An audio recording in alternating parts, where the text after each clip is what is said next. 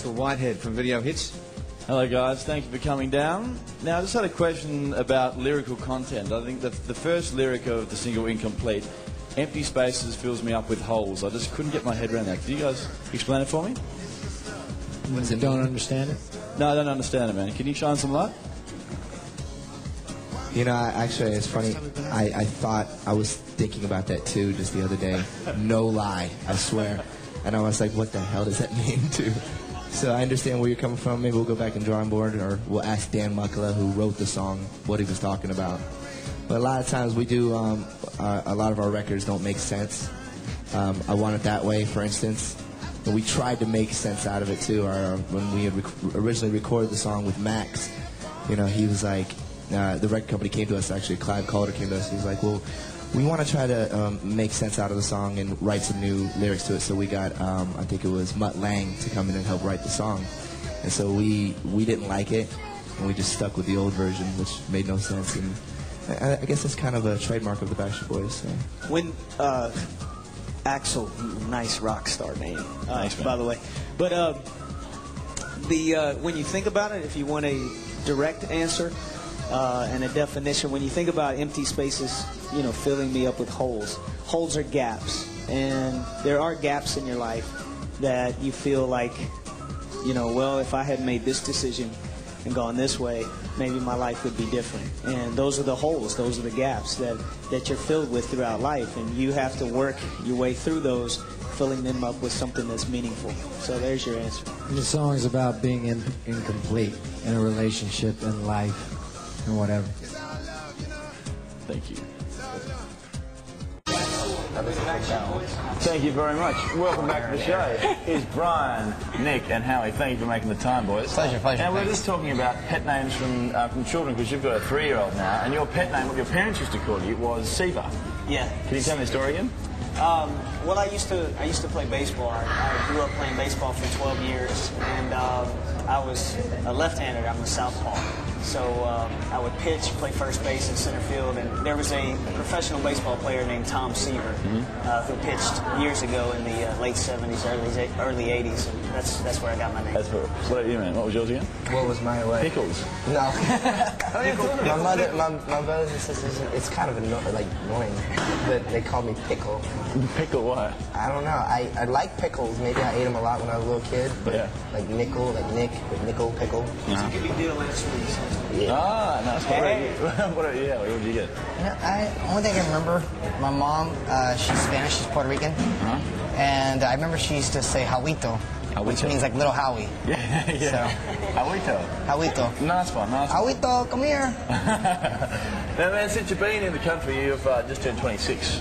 Yeah. You're a Capricorn then, huh? No, Aquarius. No, Aquarius. Oh, yeah, definitely. How'd you hit it up? You're in Vegas, what we like to call Brisbane, Vegas. Why y'all call it Brisbane? Because it's just like sort of, lots of casinos up there. It's cheesy, sweet. it's tacky. Excuse me, guys, in Brisbane Vegas, but that's what we call it, Brisbane Vegas. But so yeah, it's beautiful. funny because Brisbane, like from last time, or do you call it Brisbane or Brisbane?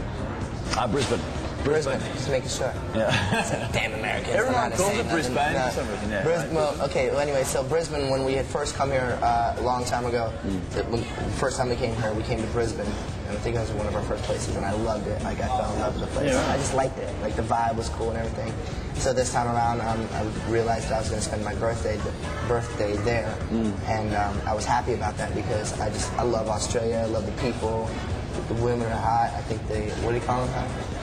Well, we don't know if this is exactly derogatory or not. You call them birds. I think the birds are cool. Yeah, birds. Well, you're saying Sheilas. We were told by some guys, but they said told by this some is guys from the 70s. called Sheilas. Yeah, you got to get the lingo down. Sheilas. We heard that was kind of derogatory, so... Nah, well, I'm from the country. offending No, ladies. Sheilas, ladies, birds. Okay. Broads. And the birds are hot. You know? Right. So, me and Howie and Kevin actually went out we took a yacht out, like a 67-footer.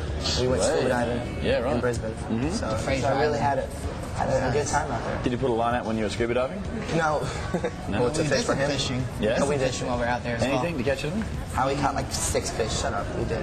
All these little bitty fish. Oh, really? They were fish that I would have loved to take them back home and throw in my fish tank. Not to eat. I was going for the big ones. I didn't get anything. Yeah. Good luck getting them through customs. Yeah, exactly. Well, boys, you guys are going to be hanging out for the rest of the show, but can you request a clip for the guy? Any clip, anything old, anything new, anything you want to see right now? As far as music video, Absolutely. I don't know. How about As Long As You Love Me? Yeah? Check it out. Take a look. Classic.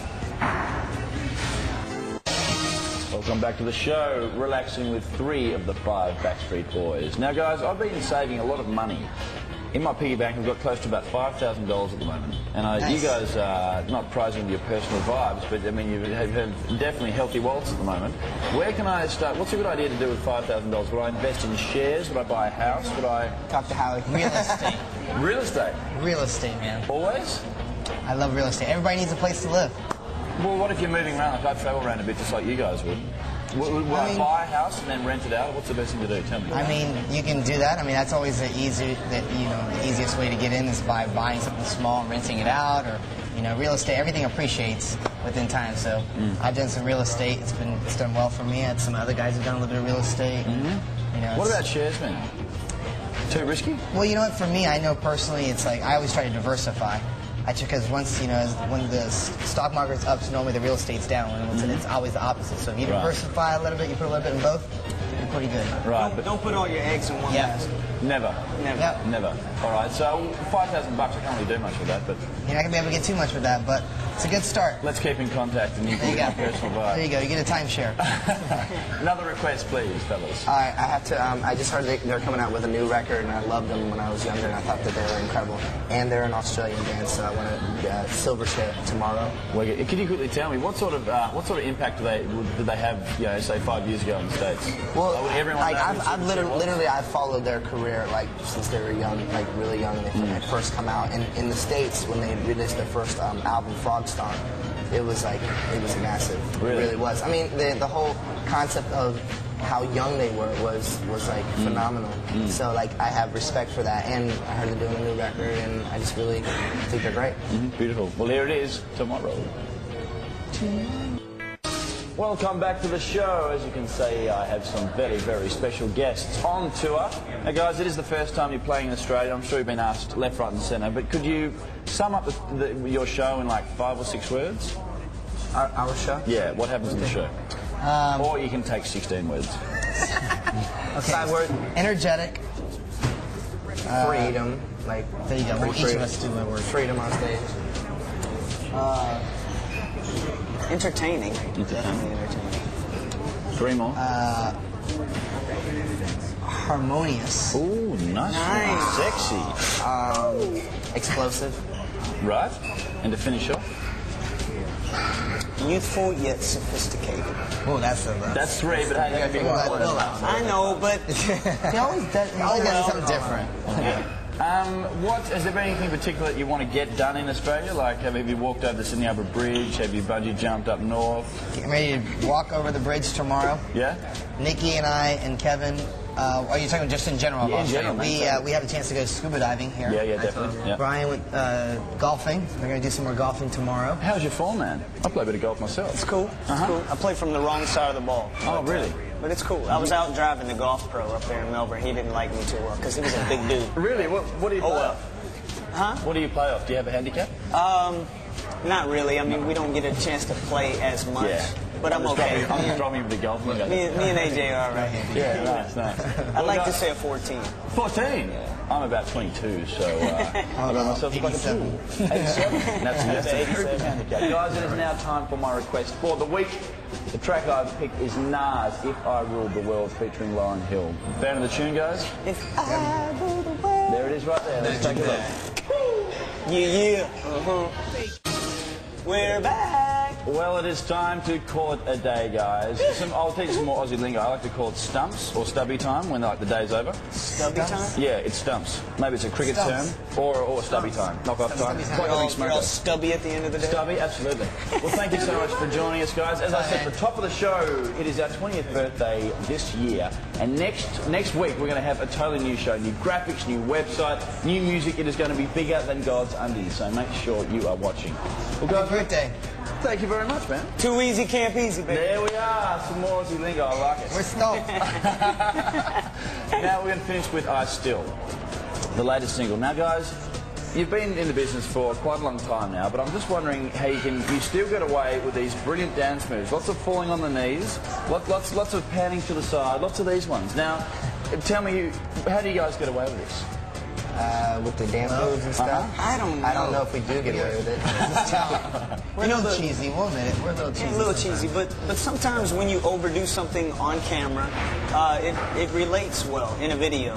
You mentioned I Still, which is the single. The cool thing about that, or the strange thing about that, when we were shooting the video, I know that I fall to my knees on the high part, but the bridge. But at the time, I didn't really want to do it. I thought it was corny. But now that I look back, it's kind of cool to be in rushing traffic and you're just falling down in the road. So I think it's a little more symbolic than it portrays live. It works well. Wicked. Well, guys, have a fantastic time on the tour. Thank you, man. Really appreciate making the time. Cheers, man. Thanks, man. Thanks, bro. Backstreet Boys, take a look at I Still. See you next week with a whole new show. We're stumped. Stubby. Gotta go.